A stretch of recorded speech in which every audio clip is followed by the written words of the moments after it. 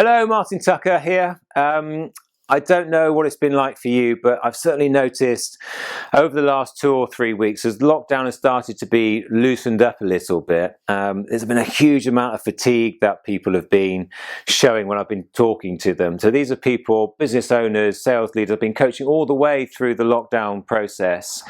But noticeably in the last 2 or 3 weeks, the levels of cabin fever have got to stratospheric levels.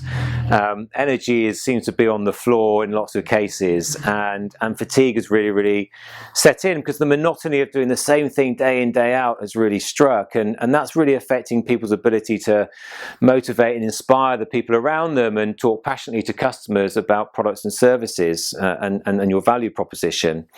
And that's really important that you're able to do that. So I'm going to look here at the importance of focusing on self. Self has always been important in the past. It's always important in the future. But because of what's happened with isolation and lockdown, the focus on self, I think, is even more important because we're spending a lot more time in our own thoughts without the interactions that we would normally have. So I'm going to use this talk to talk through these 4 things, just to hopefully kind of give you a checklist to check in with yourself, just to raise your awareness, and maybe you might get 1 or 2 things from this that you perhaps need to action on to help you with your mental well-being and also your energy levels. So the first thing is stories. So we have up to 60,000 thoughts every single day, and a lot of those are subconscious thoughts, but we have some conscious thoughts as well. And what happens in terms of the way that thinking works is, this is a really basic working model of the brain. Emotional red brain, this is the logical blue brain, this is our operating system where our thinking, subconscious thinking, and our values and our beliefs sit.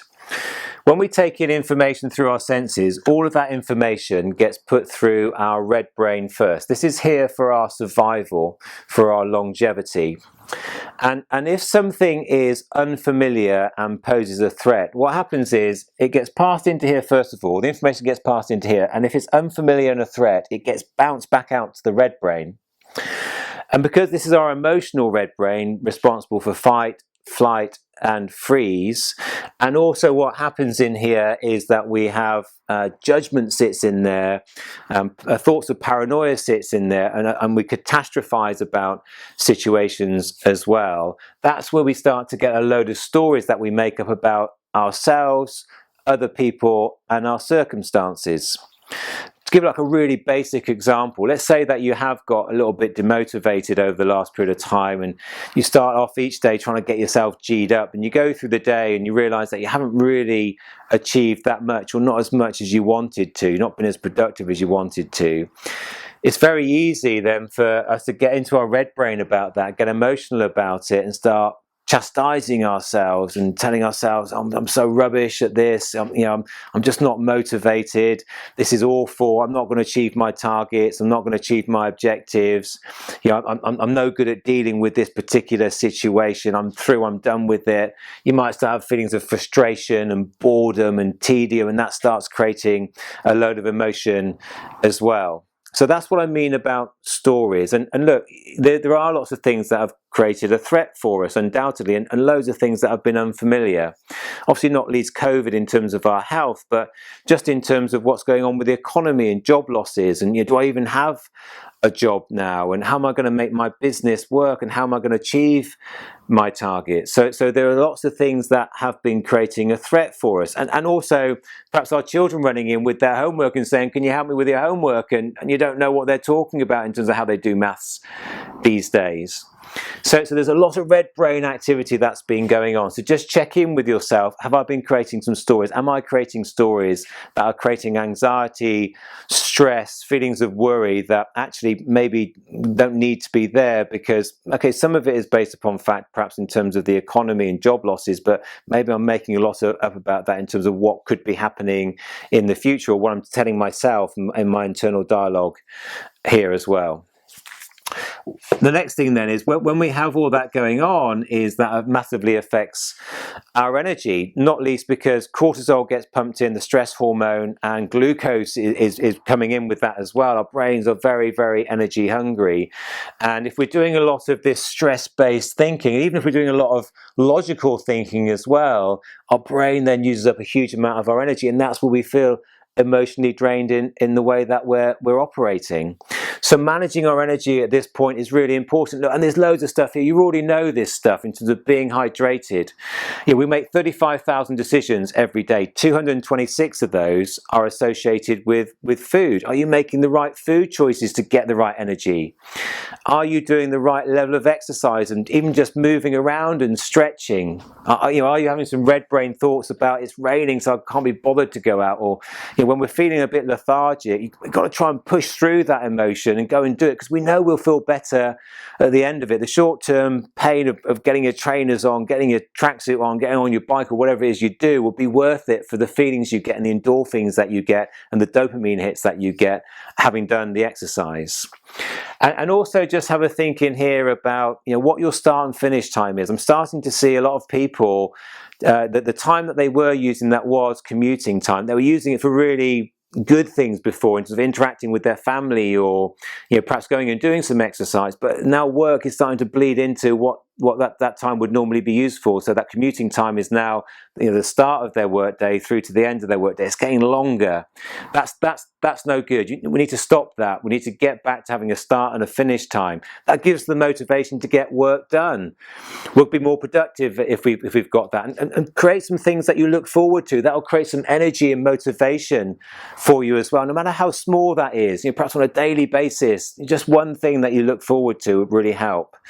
And try the Pomodoro technique. If you find it difficult to use your time during the day working from home, look that up. It's basically about sectioning your day off into 25-minute segments and having a 5-minute break. And that's really helped me have some accountability with what I'm doing with my time. The next thing then is labeling. So labeling is when we're having all of these feelings that are going on in our red brain, if we can label what that emotion is, it really helps in terms of being able to then deal with it. Because once we've labeled it, once we've identified what the emotion is, we can then start to think, okay, well, why is this happening? What's the trigger? Can I see if I can change what's going on in my environment to not get that trigger? And then secondly, it'll tell us what do we need to then go and do. You've got a better chance of understanding that. Emotions are there for a reason. Emotions are there to create movement. That's where the word comes from, to move, to create movement in a direction because you need something. Either because you've got a really good emotion and you need to try and find the way of replicating that and getting more of that, or if it's not such a good emotion, what do you need to do to solve that for yourself? So think about trying to kind of label the emotion. And the final bit then is flow. Flow is the state where the sports people call it being in the zone. That's where we're doing things in an effortless way, feel really, really productive. It feels really, really easy. Time takes on a different dimension. Interacting with people feels really, really connected. And when we're in that state, we're using our what's called alpha and our theta brainwaves.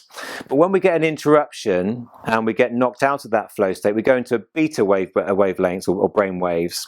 And on average, after an interruption like that, it takes 23 minutes to get back into our flow state. So we might be in our flow state just operating here on our operating system. It takes 23 minutes to get back into that if we go into our red brain. And the things I'm talking about here in terms of interruptions are things that you have control over. So things like email, things like the apps that you have, Slack, all of the social media platforms, the notifications, the tweets, the texts, the WhatsApp messages. Controlling that and managing that rather than that managing you will help you to stay in flow state. If you allow it to disturb you and interrupt you and allow it to take you out of flow state, it's going to take a lot of time out of your day for being productive. So I hope that's useful. Stories, energy, labeling and flow. Check in with yourself from a self-awareness perspective. Do you need to make some changes, move in a certain direction to help you manage your energy, but also to manage your mental state?